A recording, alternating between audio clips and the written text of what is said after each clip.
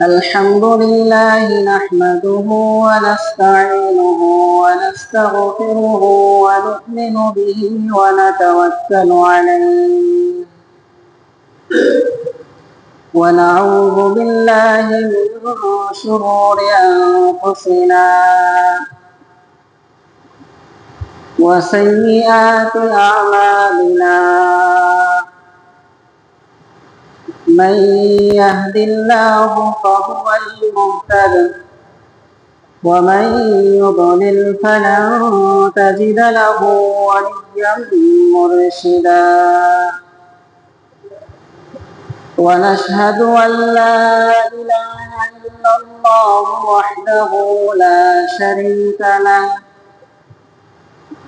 ونشهد أن سيدنا ومولانا محمدا عبد الله ورسوله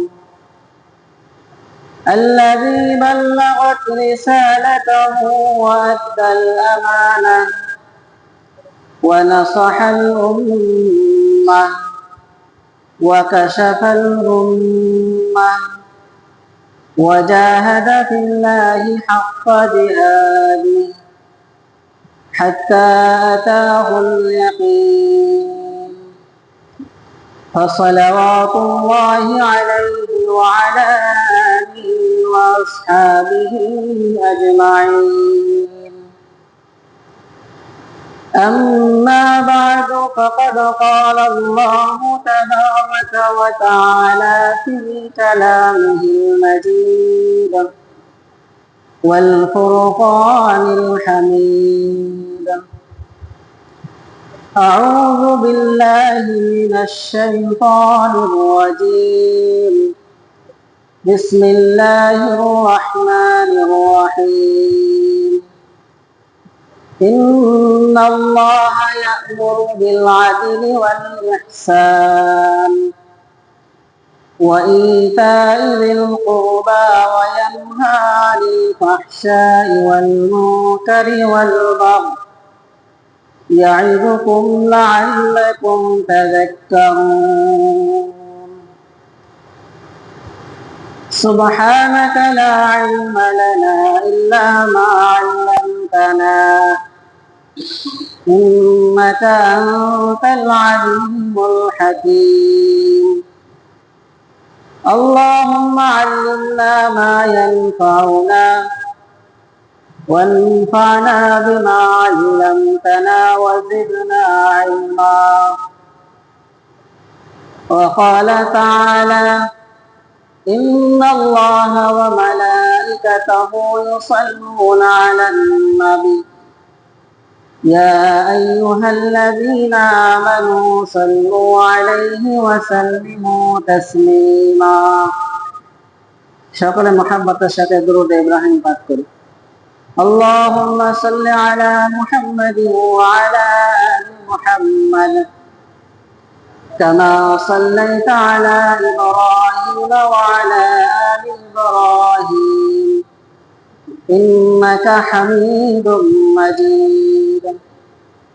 اللهم بارك على محمد وعلى آل محمد كما باركت على إبراهيم وعلى آل إبراهيم إنك حميد مجيد. আলহামদুলিল্লাহ, আল্লাহ রব্বুল আলামিনের অশেষ মেহেরবানি যে আল্লাহ রব্বুল আলামিন আমাদেরকে পবিত্র জুমার দিন জুমার নামাজ আদায়ের উদ্দেশ্যে মসজিদে আসার সাথে সাথে কোরআন ও হাদিস থেকে কিছু আলোচনা করা এবং শোনার জন্য বসার তৌফিক দান করেছেন। এজন্য শুকরিয়াতান বলি আলহামদুলিল্লাহ। মুহতারাম হাজিরিন, আমরা সকলে জানি জুমার দিন দুইটা আরবিতে খুতবা দেওয়া হয়। প্রথম খুতবার মধ্যে সমসাময়িক বিষয় নিয়ে কিছু আলোচনা থাকে এবং দ্বিতীয় খুতবার মধ্যে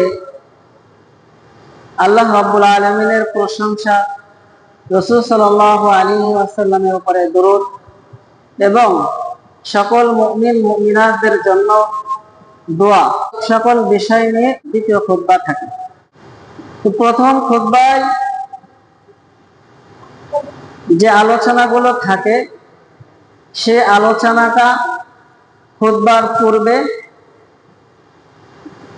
বাংলায় ব্যাখ্যা করে বোঝানো হয়।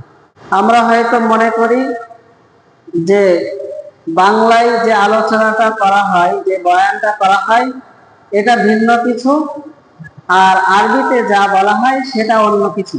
আসলে এমন না। আরবিতে যেই খুতবাটা দেওয়া হয়, যেই আলোচনাটা থাকে, সেটা যেহেতু আমরা বুঝি না, এজন্য প্রথমে বাংলায় ব্যাখ্যা করে সেটা বুঝিয়ে দেওয়া হয়। আর দ্বিতীয় খুতবার মধ্যে যেহেতু একই বিষয় আসে, আল্লাহর প্রশংসা, রাসূলের দরুদ, মুমিনদের জন্য দোয়া, যারা মুজাহিদিন আছে তাদের জন্য দোয়া, এবং সর্বশেষ গুরুত্বপূর্ণ একটি আয়াত দিয়ে খুতবাটা শেষ করা হয়। তো আজকে আমরা যে আলোচনাটা শুনবো সেটা হলো দ্বিতীয় খুতবায় একটি আয়াত পাঠ করা হয়, যেটা অধিকাংশ মসজিদের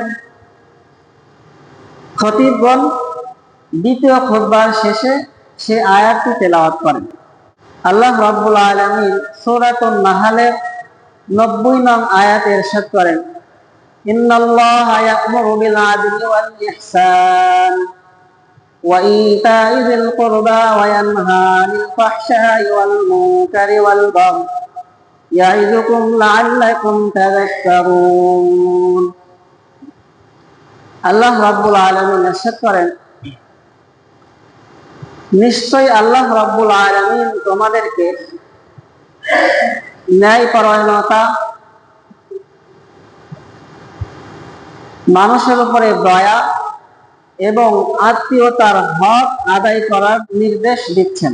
ওয়ায়ানহা আনিল ফাহশাই ওয়াল মুনকারি ওয়াল বাগই, এবং আল্লাহ রাব্বুল আলামিন তোমাদেরকে অশ্লীলতা, অসৎকর্ম এবং সীমা লঙ্ঘন থেকে বিরত থাকার নির্দেশ দিচ্ছেন। ইয়াইযুকুম লাআল্লাকুম তাযাক্কারুন, যাতে করে তোমরা এখান থেকে শিক্ষা গ্রহণ করতে পারো। আল্লাহ রাব্বুল আলামিন এই আয়াতে বান্দাকে 3টি কাজ করার নির্দেশ দিয়েছেন এবং 3টি কাজ থেকে বিরত থাকার নির্দেশ দিয়েছেন, 3টি কাজ করতে নিষেধ করেছেন। রাইসুল মুফাসসিরিন হযরত আব্দুল্লাহ ইবনে আব্বাস রাদিয়াল্লাহু তাআলা আনহু এই আয়াত সম্পর্কে বলেন, ইন্না আজমা আয়াতুন ফিল কুরআনি ফি সূরাতিন নাহল ইন্নাল্লাহা ইয়া'মুরুকুম বিল আদলি ওয়াল ইহসান ইলা আখিরিল আয়াত। নিশ্চয়ই আল্লাহ রাব্বুল আলামিন সূরাতুন নাহলের মধ্যে একটি আয়াত অবতীর্ণ করেছেন, যে আয়াতটি পুরা কোরআনের সমষ্টি একত্রিত করে দিয়েছে। পুরা কোরআনের মধ্যে যে সকল বিষয় আছে সমস্ত বিষয়কে একত্রিত করে এই আয়াতের মধ্যে বর্ণনা করা হয়েছে। অত্যন্ত গুরুত্বপূর্ণ এবং তাৎপর্যপূর্ণ একটি বিবরণ হাদিসের মধ্যে এসেছে এই আয়াত সম্পর্কে। রাসূল সাল্লাল্লাহু আলাইহি ওয়াসাল্লামের নবুয়ত প্রাপ্তির পরে আরবের একজন ব্যক্তি ছিল, তার নাম আকসাম ইবনে সাইফি, যিনি তৎকালীন সময়ের অত্যন্ত জ্ঞানী ব্যক্তি ছিলেন এবং একটি সম্প্রদায়ের নেতা ছিলেন। রাসূল সাল্লাল্লাহু আলাইহি ওয়াসাল্লাম নবুয়ত প্রাপ্তির এই সংবাদ যখন তার কাছে যেয়ে পৌঁছল, তখন রাসূল সাল্লাল্লাহু আলাইহি ওয়াসাল্লাম সম্পর্কে জানার জন্য রাসূল করিম সাল্লাল্লাহু আলাইহি ওয়াসাল্লামের নিকটে আসার আগ্রহ প্রকাশ করলেন। তার সম্প্রদায়ের কাছে বললেন যে আমি ওই ব্যক্তি সম্পর্কে জানতে তার নিকটে যেতে চাই, তার সম্প্রদায়ের কাছে যেতে চাই। তখন এই আকসাম ইবনে সাইফির সম্প্রদায় তাকে বলল, আপনি তো আমাদের নেতা, আপনি যদি মুহাম্মদ রাসূলুল্লাহ সাল্লাল্লাহু আলাইহি ওয়াসাল্লাম সম্পর্কে জানার জন্য স্বয়ং তার কাছে চলে যান, তাহলে এটা দেখতে খারাপ দেখা যায়। আপনি একজন নেতা মানুষ, আপনাকে আমরা অত্যন্ত শ্রদ্ধা করি, অনেক সম্মান করি, আপনি নিজেই তার সম্পর্কে জানার জন্য চলে যাবেন, এটা তো দেখতে খারাপ দেখা যায়। আপনি আমাদের মধ্যে কাউকে দায়িত্ব দিন, আমরা যেয়ে তার সম্পর্কে বিস্তারিত জেনে আসি, এবং আপনার যদি কোনো প্রশ্ন থাকে তাহলে সেটা আমাদেরকে জানিয়ে দিন, আমাদেরকে বলে দিন, আমরা যেয়ে তার কাছে সেই প্রশ্নগুলো করে তিনি কি উত্তর দেয় সেটা এসে আপনাকে জানাবো। তো তিনি ভাবলেন যে হ্যাঁ, বিষয়টা তো সত্য, বা তারা যে আমার সম্প্রদায়ের লোকেরা যে কথাটা বলেছে সেটা তো ফেলে দেওয়ার মতো না। তখন তিনি দুইজন লোককে নির্বাচন করলেন যারা অত্যন্ত বুদ্ধিমান। এমন দুইজন ব্যক্তিকে নির্বাচন করে তাদেরকে দুইটা প্রশ্ন শিখিয়ে দিলেন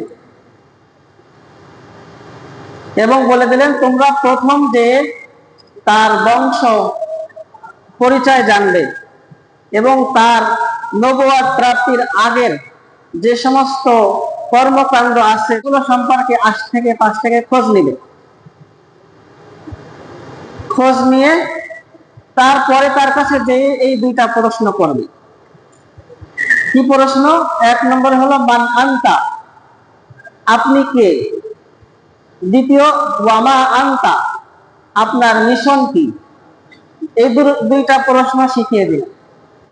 তারা রাসূলের কাছে যে প্রথমে তার সম্পর্কে খোঁজ খবর নিলেন, তিনি কোন বংশের লোক, তার বংশ মর্যাদাটা কেমন, এসব বিষয়ে আগে খোঁজ খবর নিলেন।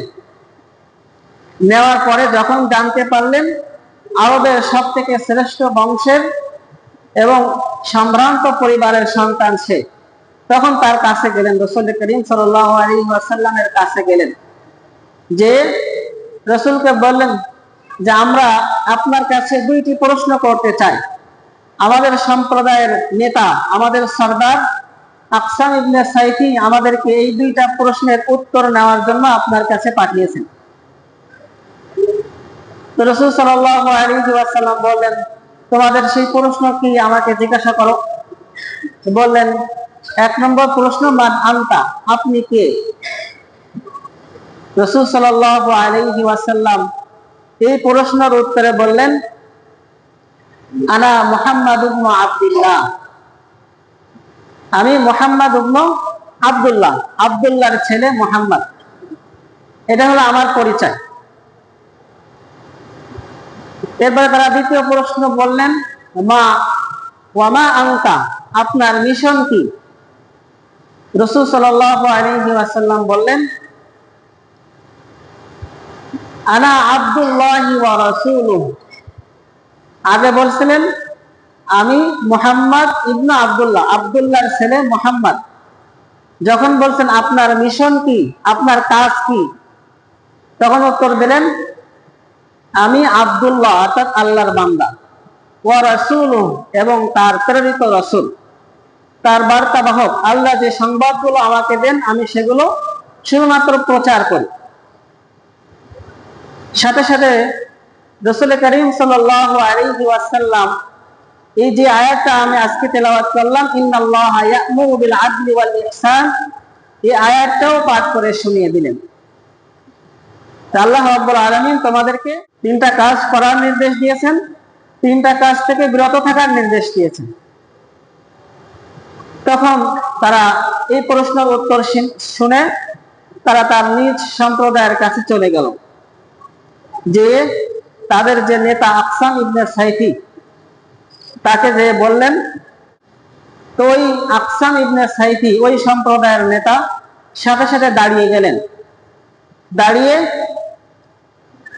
তিনি বলেন, আশহাদু আল্লা ইলাহা ইল্লাল্লাহ ওয়া আন্নাহু মুহাম্মাদুর রাসূলুল্লাহ, আশহাদু আল্লা ইলাহা ইল্লাল্লাহ, আল্লাহ ব্যতীত অন্য কেউ ইলাহ নাই, বিধানদাতা অন্য কেউ নাই, ওয়া আন্নাহু মুহাম্মাদুর রাসূলুল্লাহ, আবদুহু ওয়া রাসূলুহু, এবং তিনি অর্থাৎ যার সম্পর্কে তোমরা জেনে এসেছো সে আল্লাহর বান্দা এবং তার রাসূল। অর্থাৎ তিনি ইসলাম ধর্ম গ্রহণ করলেন এবং তার সম্প্রদায়ের সকলকে ইসলাম ধর্ম গ্রহণের জন্য উদ্বুদ্ধ করলেন। রাসূল সাল্লাল্লাহু আলাইহি ওয়াসাল্লাম যে আয়াতটি তেলাওয়াত করে শুনিয়ে দিয়েছেন, এটার মর্ম বুঝে তিনি ইসলাম গ্রহণ করেছেন। এই আয়াতটা অত্যন্ত গুরুত্বপূর্ণ একটি আয়াত। আয়াতের যেই 6টা বিষয় আল্লাহ রাব্বুল আলামিন আমাদেরকে বলেছেন, 6টা বিষয় যদি আমরা মানতে পারি তাহলে দুনিয়া এবং আখিরাত উভয় জাহানে আমরা সফলকাম হব। প্রথম নাম্বার হলো ন্যায়পরায়ণতা। ইন্নাল্লাহা ইয়া'মুরু বিল আদল। আল্লাহ রাব্বুল আলামিন ন্যায়পরায়ণতার নির্দেশ দিচ্ছেন। ন্যায়পরায়ণতা আসলে কি জিনিস? ন্যায় বিচার, ন্যায়সঙ্গত আচরণ। যদি আমরা রাসূল করিম সাল্লাল্লাহু আলাইহি ওয়াসাল্লামের দিকে তাকাই, যে রাসূল সাল্লাল্লাহু আলাইহি ওয়াসাল্লামের ন্যায়পরায়ণতা কেমন ছিল, আমরা যদি সাহাবায়ে কেরাম রাদিয়াল্লাহু তাআলা আনহুম আজমাইনের দিকে তাকাই যে তাদের ন্যায়পরায়ণতা কেমন ছিল, তাহলে আমাদের বাস্তব জীবনের সাথে সেই ন্যায়পরায়ণতা ফিট করাটা আমাদের জন্য সহজ হয়ে যায়। রাসূল সাল্লাল্লাহু আলাইহি ওয়াসাল্লামের ন্যায়পরায়ণতার ব্যাপারে বুখারী শরীফের 3475 নম্বর হাদিসে একটি ঘটনা বর্ণিত হয়েছে। রাসূল করিম সাল্লাল্লাহু আলাইহি ওয়াসাল্লামের শাসন আমলে একজন মহিলা সে চুরি করেছিল। ওই মহিলার নাম ছিল ফাতেমা আল মাখজুমি। তার দ্বারা একটি চুরির ঘটনা ঘটেছিল। রাসূল সাল্লাল্লাহু আলাইহি ওয়াসাল্লামের কাছে এই চুরির বিচার আসলো। রাসূল সাল্লাল্লাহু আলাইহি ওয়াসাল্লাম যখন বিচার করার জন্য বসলেন, ইসলামী শরীয়ত অনুযায়ী চোরের শাস্তি হলো হাত কেটে দেওয়া। ওয়াসসারিকু ওয়াসসারিকাতু ফাকতাউ আইদিয়াহুমা। আল্লাহ রাব্বুল আলামিনের নির্দেশ, যদি কোনো পুরুষ অথবা কোনো মহিলা চুরি করে তাহলে তার হাত কেটে দাও। রাসূল সাল্লাল্লাহু আলাইহি ওয়াসাল্লাম বিচারের জন্য বসলেন। সাহাবায়ে কেরাম উপস্থিত। রাসূল সাল্লাল্লাহু আলাইহি ওয়াসাল্লাম বিচার করবেন, কিন্তু সকল সাহাবাদের মধ্যে একটা কৌতূহল জাগলো, যেই মহিলা চুরি করেছে এই মহিলা তো একটি সম্ভ্রান্ত পরিবারের মহিলা। রাসূল সাল্লাল্লাহু আলাইহি ওয়াসাল্লাম তার বিচার করবেন তো হাত কাটার মাধ্যমেই, কারণ আল্লাহ রাব্বুল আলামিনের নির্দেশ। আর এই সম্ভ্রান্ত পরিবারের মহিলা যদি চুরির কারণে তার হাত কাটা যায়, তাহলে ওই গোত্রের, ওই বংশের একটা দাগ পড়ে যাবে, কারণ তারা অত্যন্ত সম্ভ্রান্ত পরিবার এবং রাসূল সাল্লাল্লাহু আলাইহি ওয়াসাল্লামের বংশের সাথে তাদের একটা সামঞ্জস্যতা ছিল। তো সাহাবায়ে কেরাম চিন্তা করলেন, তারা পরামর্শ করলেন যে রাসূল করিম সাল্লাল্লাহু আলাইহি ওয়াসাল্লামের কাছে একটু সুপারিশ করা হোক, যেন তার বিচারটা হালকা করে দেয় অথবা মাফ করে দেয়। তো রাসূল সাল্লাল্লাহু আলাইহি ওয়াসাল্লামের কাছে এই সুপারিশটা কে করবে? রাসূলের কাছে সুপারিশ করার মতো সাহস কারোর হচ্ছে না। উপস্থিত সাহাবায়ে কেরামের মধ্যে একজন ছোট সাহাবী ছিলেন রাসূল সাল্লাল্লাহু আলাইহি ওয়াসাল্লামের পালক পুত্র যায়েদ, সেই যায়েদের সন্তান। তো রাসূল সাল্লাল্লাহু আলাইহি ওয়াসাল্লামের পোতা ছেলে। রাসূল সাল্লাল্লাহু আলাইহি ওয়াসাল্লাম তাকে অত্যন্ত মহব্বত করতেন, অত্যন্ত ভালোবাসতেন। তো সবাই এই সুপারিশটা রাসূলের কাছে করার জন্য তাকে নির্ধারণ করলেন যে তুমি যে তোমার দাদার কাছে এই সুপারিশটা করো, যে দাদা যান, আপনি যেই মহিলার বিচার করতে বসছেন সে আপনার বংশেরই লোক, কথায় বিচারটা যেন একটু হালকা করা হয় বা তাকে ক্ষমা করে দেওয়া হয়। এই সুপারিশ নিয়ে তাকে রাসূল সাল্লাল্লাহু আলাইহি ওয়াসাল্লামের কাছে পাঠালেন।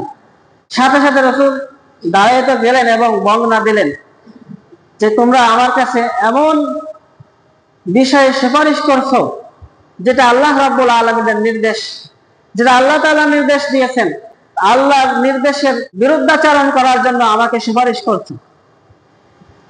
এবং রাসূল সাল্লাল্লাহু আলাইহি ওয়াসাল্লাম সাথে সাথে আরো বললেন, আল্লাহি, আল্লাহর কসম, লাউ সারাকাত ফাতিমা বিনতি লা কাতাতু ইয়াদাহা, এবং আমার মেয়ে ফাতেমাও যদি চুরি করে, লা কাতাতু ইয়াদাহা,